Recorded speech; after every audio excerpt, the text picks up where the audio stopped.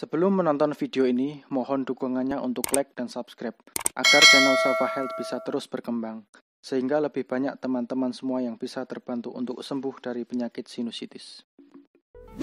Bahaya rinitis ya, jadi gini ya, setiap penyakit itu pasti memiliki efek atau bahayanya kalau misalkan dia tidak disembuhkan atau dibiarkan. Intinya dibiarkan ya, bukan tidak disembuhkan ya. Jadi ketika suatu penyakit dibiarkan ya, itu pasti bisa menimbulkan efek yang lebih penyakit lainnya atau komplikasi ke penyakit lainnya gitu ya. Jadi bahaya rinitis ya. Jadi rinitis yang berlangsung lama dapat menimbulkan komplikasi berupa sinusitis, infeksi telinga tengah, dan atau polip hidung ya.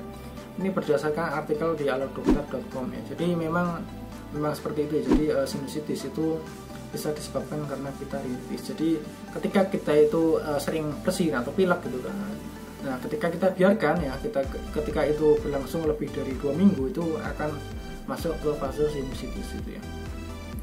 Nah, terus kemudian ketika sudah ke sinusitis tidak diobati juga, ketika lebih dari 12 minggu ya, nanti dia akan menjadi sinusitis kronis ya. Nah, ketika misalkan tidak di sinusitis kronis, ketika dibiarkan tidak ditangani, itu akan berefek ke komplikasi ke yang lainnya seperti meningitis atau abses otak. Itu bisa seperti itu karena memang faktanya ada yang terjadi seperti itu, dan berdasarkan artikel kesehatan itu juga seperti itu gitu kan. Ya, akan tetapi memang kita tidak akan fokus ke hal-hal buruk gitu ya. Kita fokusnya ke hal-hal yang baik ya. Semua penyakit itu bisa sembuh ya.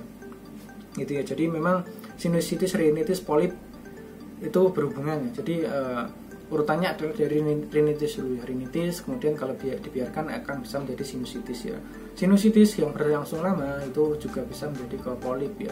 Jadi teman-teman yang misalkan dia sering hidung mampet, meler, itu silakan dicek ya di rongga hidungnya, di terowong seperti ini. Kalau misalkan ada benjolan itu bisa kemungkinan polip ya kalau sudah berlangsung lama gitu.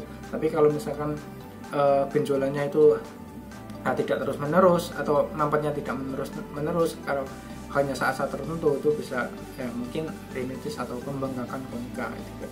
Ya solusinya memang yang sejauh ini yang paling efektif itu adalah dengan rutin cuci hidung gitu ya. Karena memang obat-obatan itu tidak bisa menyembuhkan. Obat-obatan itu hanya meredakan, dan ketika kita kontrol ke dokter itu secara umum akan diberikan resep antibiotik ya. Yaitu pasti ya antibiotik. Terus kemudian kalau misalkan pengobatan memang tidak ada perubahan, itu pasti akan disarankan untuk operasi, dan itu pasti ya ada persetujuan dari pasien dan dokter itu. Tapi kalau misalkan teman-teman ingin sembuh ya tanpa operasi ya, bisa dengan rutin irigasi nasal gitu kan. Karena memang faktanya operasi juga tidak bisa menyembuhkan total. Operasi tetap bisa kambuh lagi meskipun sudah dilakukan 2-3 kali operasi.